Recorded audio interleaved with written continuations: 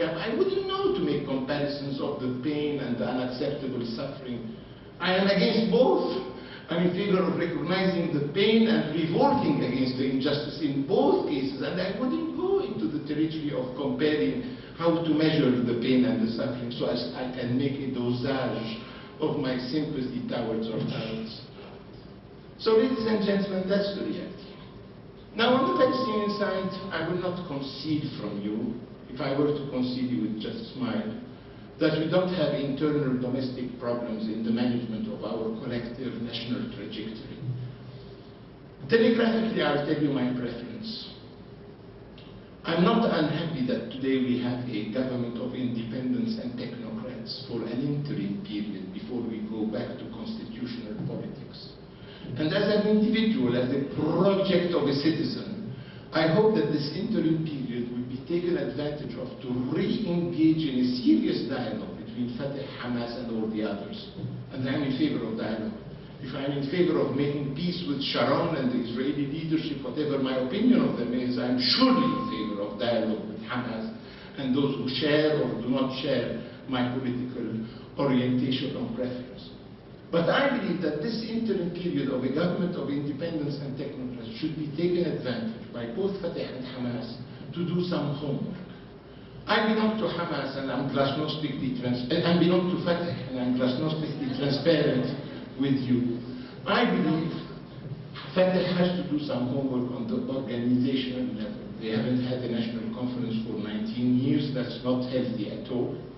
And I believe this interim period should be taken advantage to hold a serious national conference where they can move their political movement towards modern contemporary times. But I believe Hamas should also use and take advantage of this interim period to do some homework. And let me offer you one or two issues where they should be doing homework. One is on the level of resistance and the culture of resistance. I, for one, ladies and gentlemen, always say that we as a society, we do not have the luxury of choice between resistance and non-resistance. We as a society, we are condemned to resistance because of the unacceptable nature of the status quo. The choice we have is the modality of expression of our resistance. And I, for one, ladies and gentlemen, I'm in favor of us conscientiously adopting popular non-violent struggle. I say it for ethical considerations, even though I believe very few people around the world are entitled to have an opinion and give us advice of moral nature. But we should have a moral approach. So there are moral considerations for us to transfer and transform into a non-violent strategy. But I say it for pragmatic and even Machiavellian reasons. I believe that in all the arenas of rivalry and competition between us, the Israelis, the military dimension is where we are at our weakest. And the best way for us to neutralize 99% of the Israeli military arsenal is to avoid the military confrontation. Israelis will have problems and difficulties to use their F-16s and their Apache helicopters and their Merkava tanks against popular non-violent resistance. Number two, ladies and gentlemen, in a violent approach, and I'm not having an ethical approach now, I'm having a clinical approach, 0.05% of society are involved, and the others are observers counting the score. But in a popular non-violent strategy, 100% of our society can be engaged and involved with what is supposed to be the weaker components, meaning women, children, the elderly, even more powerful in their expression. Number three, in a non-violent strategy, many more Israelis can join our struggle. Many more internationals can join our struggle on a daily basis through rotation. And you cannot imagine, because I'm all the time on the move, the big reservoir, the pool of goodwill towards us there is around the world.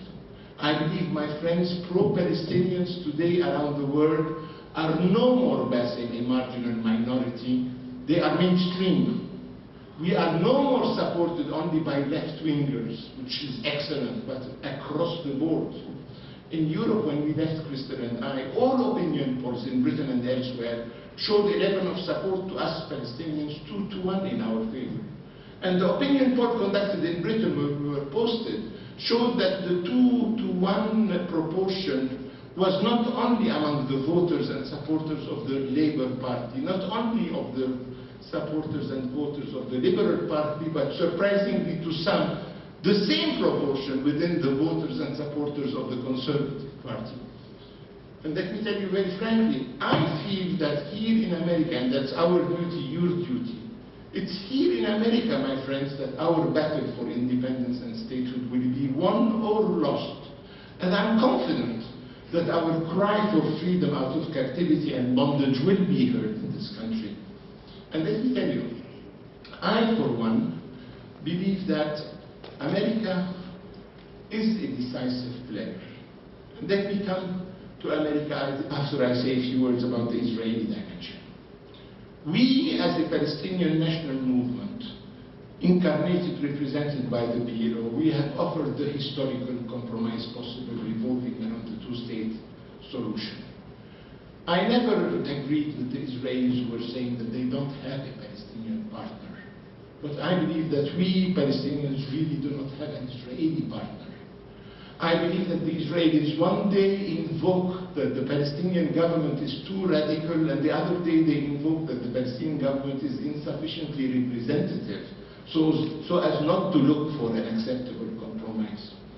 And let me tell you, ladies and gentlemen, out of experience, I believe that the Israelis still, whatever the coalition in power, whatever the coloration of the government, they still aspire to acquire as much of our geography as possible with as little of our demography as possible. That's the strategy. All the rest is blah, blah, blah. All the rest is diplomatic liturgy, unfortunately. Some say Labour are adorable in Israel. I am ready, we are ready to make peace with Sharon on the same terms that we would make it with anybody else. So we are ready to make peace with the Israeli state and the Israeli society. Whatever we might think of the quality of their political leadership. Do they want to make peace with us? I'm still unsure. And I always tell Israeli interlocutors that Labour Party in Israel enjoys an undeserved good reputation. I tell them it's the Israeli Labour Party that made Palestine unlivable to us Palestinians. What Likud usually does is making Israel unlivable to many Jews. It's the Labour Party that made the ethnic cleansing of 1948. It's the Labour Party that waged the war of 1956 because of Suez in alliance with Britain and France. It's the Labour Party that took the initiative for the 67 war. It's the Labour Party that initiated the building of the illegal settlements in the West Bank. It's the Labour Party that annexed illegally occupied East Jerusalem. It's the Labour Party that started with the idea of building this wall of separation of apartheid. What Likud does is making Israel unlivable to many Jews, but Labour that made Palestine unlivable to us Palestinians.